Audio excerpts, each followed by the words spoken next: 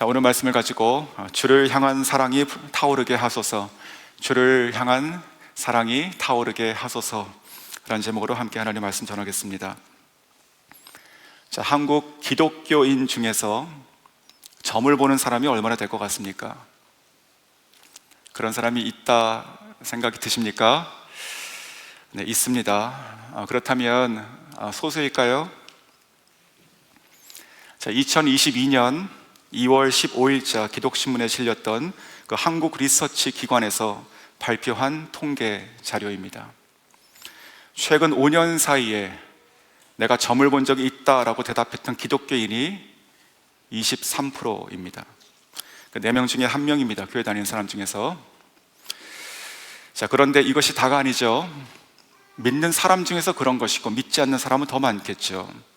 그래서 전체 인구로 보니까 41% 점을 봤다 이렇게 대답했습니다. 지난 5년간 한 번 이상.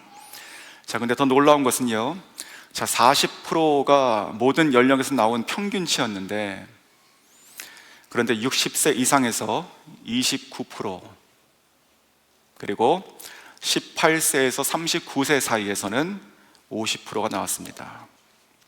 자, 산술적으로 보면 저희가 교회에 다니는 청년 중이라 하더라도 반 정도가 점을 봤다는 뜻이 되는 것이죠. 자, 저희가 요즘에 그 TV를 봐도 그 예능에도 무당이 나오고, 또 대학가에는 사주 카페가 많이 있고, 또 스마트폰 앱도 쉽게 우리가 받을 수 있습니다. 자, 예배도 드리는데 점도 본다.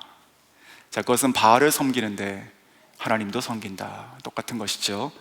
자, 그렇게 했던 그 이스라엘 백성, 그래서 그 바알과 그 아세라, 그 제사장 850대 1로 싸웠던 그 엘리야, 바로 그때만 있던 것이 아니라 약 3000년이 지난 지금 21세기를 살아가는 지금도 특별히 가장 합리적이고 그리고 과학적이다고 이야기하는 우리 젊은 세대 가운데도 그렇다는 것입니다.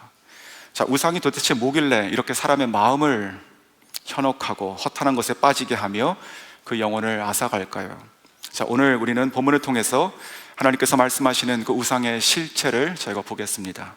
자, 이를 통해서 다시 내가 하나님께, 다시 내 안에 있는 그 하나님이 아닌 그 헛된 우상이 타길 원하고, 그리고 하나님만 섬기고 의지하고 하나님만 사랑할 수 있는 마음이 다시 불타오르기를 소원합니다. 첫 번째, 자, 우상은 빈 깡통이다. 한번 따라해 보시겠습니다. 우상은 빈 깡통이다. 자, 9절 말씀입니다. 우상을 만드는 자는 다 허망하도다. 그들이 원하는 것들은 무익한 것이오늘 그것들의 증인들은 보지도 못하며 알지도 못하니 그것들이 그러므로 수치를 당하리라. 자, 하나님의 말씀이죠. 자, 우상을 만드는 자나 우상은 똑같다고 본다면 본절에서 지금 우상의 실체로 뭐라고 얘기하고 있습니까? 자, 3가지 얘기했죠. 허망하다, 그리고 무익하다, 수치를 당한다. 허망하다, 무익하다, 수치를 당한다. 자, 여기서 쓰인 그 허망하다는 히브리어로 토후라는 것이 쓰였습니다. 근데 그 말의 뜻은 열매가 없다 이런 뜻입니다. 열매가 없다. 자, 이 같은 단어가 구약 성경, 특별히 이사야서에서 몇 번 더 쓰였습니다. 그 중에 하나가 24장 10절입니다. 약탈을 당한 성읍이 허물어지고, 자, 이 허물어지는 것이 허망한 것입니다.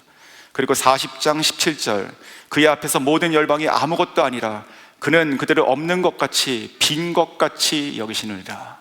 자, 빈 것, 이것이 바로 허망하다. 똑같은 단어가 쓰였습니다. 자, 마치 농부가 밭을 가는데 열심히 가는데 소출이 없어요. 알고 보니까 땅이 없습니다. 그런 것이죠. 그것이 바로 우상을 쫓는 것이고 종국의 허망한 인생밖에 안 된다는 뜻입니다. 자, 그러므로 우상이라고 하는 것은요, 허망한 것인데 그것이 얼마나 좋게 보이건 얼마나 크고 강하게 보이건 상관없이 내가 무엇을 해도 얼만큼 해도 결과가 없다. 이것이 바로 허망한 것이죠. 집을 짓고 지어도 허물어지는 것이고 내가 통을 채워도 비게 되는 것이죠. 이것이 바로 우상의 실체, 빈 깡통, 허망한 것입니다. 솔로몬이 떠올랐습니다. 솔로몬은요, 쌓을 것이 없도록 부를 가지고 있었던 사람이었습니다. 근데 그렇게 한평생을 살고 그가 노년에 청년들에게, 다음 세대에게 이렇게 호소하게 됩니다. 전도서 1장 2절 말씀입니다. 헛되고 헛되며 헛되고 헛되니 모든 것이 헛되도다. 여기서 헛되다는 뜻도 비었다는 뜻입니다. 자, 5번을 반복하고 있어요. 5번. 아마 사람이 이 말을 많이 들어서 깨달을 수만 있다면 그러면 솔로몬은 100번, 1000번을 썼을 것입니다. 그것이 우리들의 인생이죠. 다 있는데, 이 솔로몬의 고백입니다. 내가 다 가졌는데 아무것도 없구나. 내가 이 집을 다 채웠는데 비어 있구나. 내가 너무 부요한데 내가 궁핍하구나. 이렇게 얘기하는 것이. 자, 무엇이 이 솔로몬을 이렇게 빈 깡통처럼 만들었습니까? 바로 우상 숭배였습니다. 자, 사람이 왜 우상을 찾게 됩니까? 그러니까 성경을 보면요, 급격히 우상을 추구하는 모습이 아마도 출애굽 백성들이 가나안 땅을 들어가면서부터가 아닌가 생각이 듭니다. 자, 그들은 그 땅을 정복했습니다. 그리고 정착했어요. 그러고 보니까 이제 살아가야 되는 것이에요. 자기를 위해서 필요한 것들이 광야 때보다 훨씬 많게 됩니다. 이것이 아이러니인 것이지요. 아무것도 없는 광야에서는 살았는데 모든 것이 있는 그 땅에서는 필요한 것이 너무나 많게 돼요. 자, 그래서 그들은 파종도 해야 되죠.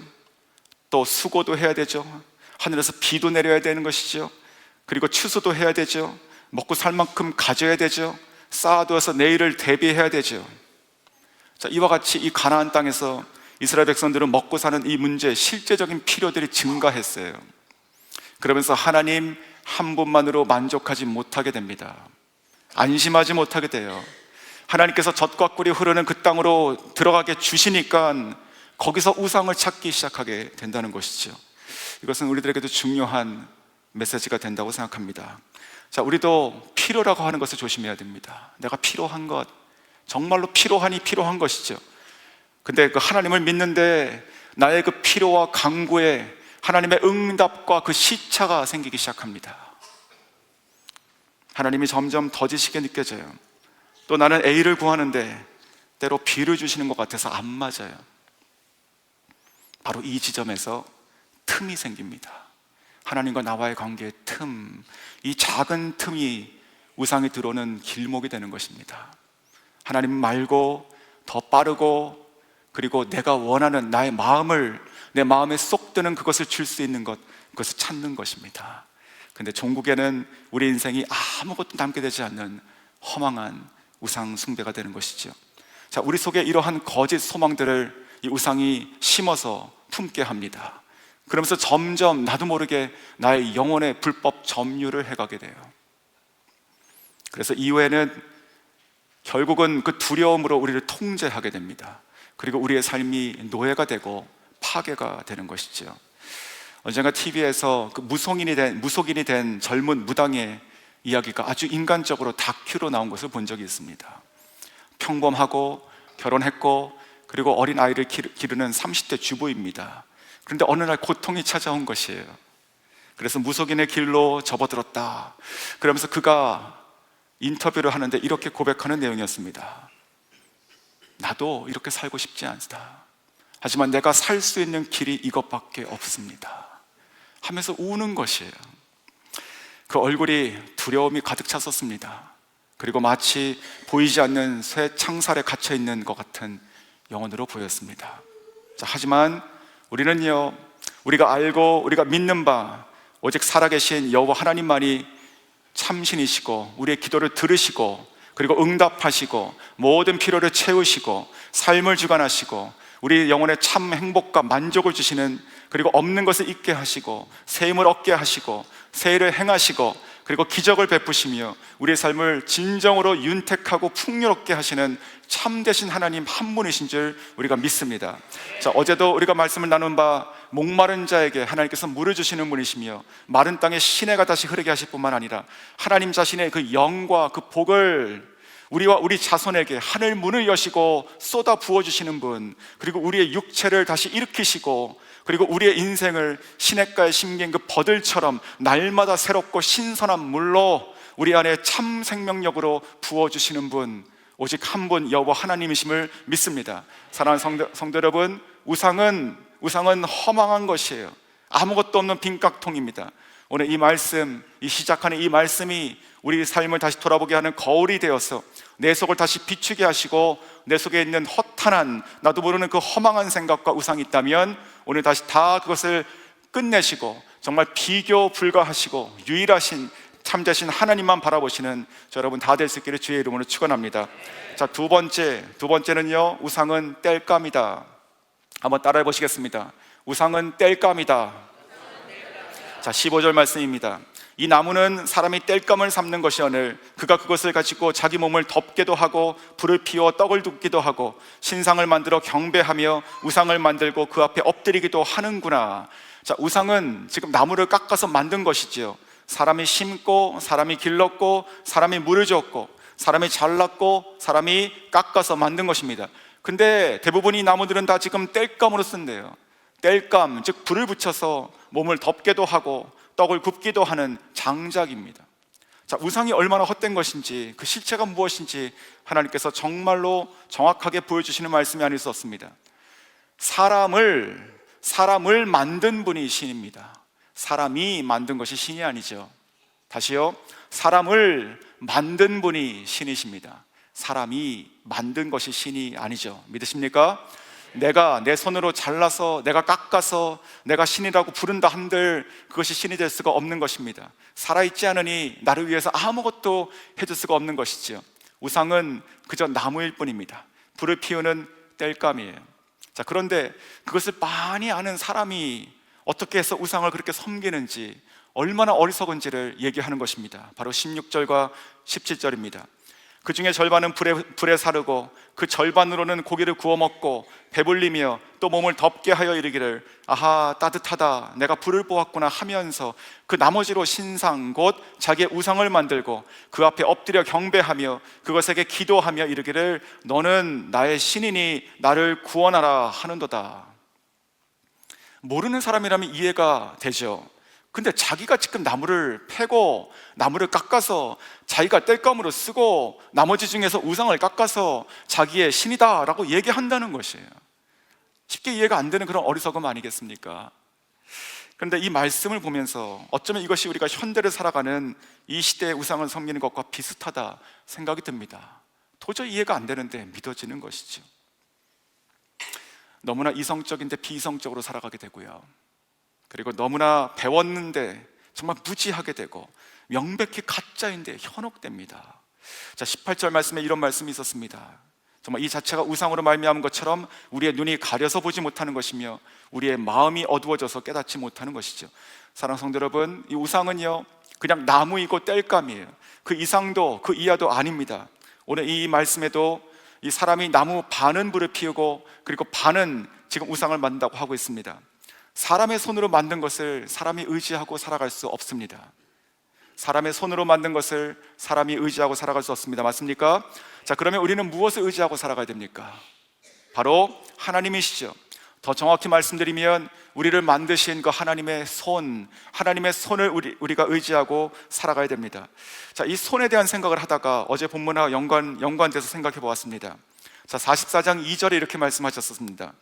너를 만들고 너를 못해서 지어낸 너를 도와줄 여호와가, 자, 너를 만들고 너를 못해서 지어낸 너를 도와줄 여호와가, 자, 못해서 지었다는 것이 정말 뜻과 목적을 가지고 조성했다 이런 뜻이었습니다. 하나님께서 조성했다, 즉 하나님의 그 창조의 그 손이 아주 정교하게 우리를 만드셨다. 저희가 이렇게 나눴었습니다. 믿으십니까? 자, 그분의 손과 그리고 사람의 손, 이 우상을 깎는 이 사람의 손으로 만든 것을 비교해 보십시오. 무엇을 우리가 의지해야 되겠습니까? 이것은 땔감으로 쓰고 남은 그 나무로 어떻게 무엇을 만들었든 간에 그것이 무엇을 할 수 있겠습니까? 자, 시편 115편 4절에 이렇게 말씀하시죠. 그들의 우상들은 은과 금이요 사람이 손으로 만든 것이라. 7절 손이 있어도 만지지 못하며 발이 있어도 걷지 못하며. 8절 우상들을 만드는 자들과 그것을 의지하는 자들이 다 그와 같으리라. 사랑하는 성도 여러분, 우리를 조성하신 그 창조주의 그 손에 우리가 인생을 맡기고 살아갈 수 있어야 됩니다. 하나님 사람의 손으로 만든 그 나무, 그 새겨진 나무, 그 우상들의 우리의 인생을 맡기고 살아갈 수 없습니다. 선교제 있을 때 어떤 분을, 한 주재원 한 분을 그 제자 양육한 적이 있었습니다. 그분이 나중에 한국에 돌아가면서 저한테 감사하다고 귀한 선물이라고 하나 준 것이 있었습니다. 나중에 가고 열어보니까 그것이 무엇이었냐면 팔이 4개가 달려 있었던 그 힌두 신 목상이었습니다. 팔이 4개 달려있는, 값이 나가는 좋은 물건이다, 이런 것이죠. 사람이 손으로 깎아 만든. 어떻게 했을 것 같습니까? 버렸죠. 근데 그냥 버릴 수가 없었습니다. 그 팔 4개 다 부러뜨렸죠. 기분도 나빴는데 이유가 있습니다. 왜냐하면 보통 이제 쓰레기 더미를 이렇게 찾으시는 분들이 있거든요. 근데 찾다가 그것을 보면 누군가 집에 가져갈 것이기 때문에 그랬던 것이죠. 자, 우상은 손이 4개건 6개건 10개건 100개건 나무 조각이죠. 더 이상 그 이상도 아닙니다. 자, 하나님께서 하나님의 손에 우리의 인생을 맡기고 살아갈 수 있는 저 여러분 될 수 있기를 원합니다. 오직 하나님만이 우리의 도움이신 줄 믿습니다. 아멘. 자, 마지막 3번째입니다. 자, 이제 나눌 이 마지막 내용, 이 짧은 내용이 오늘 핵심입니다. 그리고 하나님께서 저 여러분이 향하신 하나님의 음성 될 수 있기를 소원합니다. 자, 3번째는 주를 향한 나의 사랑이 다시 타올라야 됩니다. 주를 향한 나의 사랑이 다시 타오르게 하소서. 자, 어제 말씀을 준비하며 바로 이 좀 전에 나눴던 이 나무를 깎고 땔감으로 쓰고 우상을 만들었던 이 부분을 보면서 복음을 깨닫게 되었습니다. 복음이 들리는 것 같았어요. 자, 결론적으로 예수님께서 우리의 죄값을 치르신, 우리를 구속하시기 위해 하신 땔감이 되었다는 것이죠. 자, 우상을 만든 자가 나무를 자르고 반은 땔감으로 쓴다고 했었습니다. 자, 땔감, 그것은 불이 있는 것이고 그리고 타 들어가는 소멸이 있는 것이죠. 자, 땔감은요, 나무 그리고 불과 그리고 소멸하는 것이 있어요. 자, 이것을 묵상하며 나를 위해서 십자가에 달리신 그리스도가 보였습니다. 십자가에서 피 흘려 돌아가신 예수 그리스도. 자, 구약에서는 어떻습니까? 구약에서는 이 죄의 문제를 어떻게 해결했습니까? 백성들은 끊임없이 제사를 지냈어요. 양을 잡았고 그리고 염소를 죽였고 피를 흘렸고 번제단에 불을 태웠습니다. 그렇게 했습니다. 자, 우리 죄를 대신해서 태운 것이죠. 그런데 예수님께서 누구십니까? 요한복음 1장 29절 말씀이죠. 보라, 세상 죄를 지고 가는 하나님의 어린 양이로다. 하나님의 어린 양이로다. 무슨 말입니까? 하나님의 어린 양, 즉 제물이십니다. 자, 우리 죄를 대신하여 죽고 피 흘리시고 그리고 번제단에 올려 불에 태워진 그 제물, 하나님의 어린 양 되신 예수 그리스도, 바로 십자가에서 달려 돌아가신 우리의 구주 예수 그리스도이신 줄 믿습니다. 그래서 오늘 이 말씀의 결론을 이렇게 짓고 싶습니다. 우리가 다시 그 불이 우리 안에 타야 되지 않을까? 우리가 땔감 이런 걸 태우고 깎고 우상을 섬기고 이런 삶이 아니라 정말로 나를 위해서 그 자신을 내어 드리시고 태우시고 소멸하셔서 우리의 쇳값을 그대로 그 몸으로 치르시고 우리를 살리신 그분을 내가 주님으로, 나의 왕으로, 나의 하나님으로 내가 진정으로 고백하고 믿는다면 그분을 향한 그 사랑이 내 안에 불타올라야 되는 것이 아닌가. 자, 우상은 우리가 뭔가를 사랑하는 그 대상을 우리가 우상이라고 얘기합니다. 우리가 하나님보다 더 사랑하는 것이 있으면 그것을 나의 우상이라고 우리가 얘기하게 되는 것이죠. 자, 그런데 성경을 보면 이런 생각이 들었습니다. 하나님께서는 마치 자기 아들보다 우리를 더 사랑하신 것 같아요. 마치 자기 아들보다 우리를 우상처럼 사랑하신 것 같아요. 그래서 요한복음 3장 16절에 이렇게 말씀하셨죠. 하나님이 세상을 이처럼 사랑하사 독생자를 주셨으니, 독생자를 주시기까지 우리를 사랑하신 것이에요. 자, 이 예수님께서 이렇게 또 우리를 사랑하셨다고 말씀하십니다. 갈라디아서 2장 20절이죠.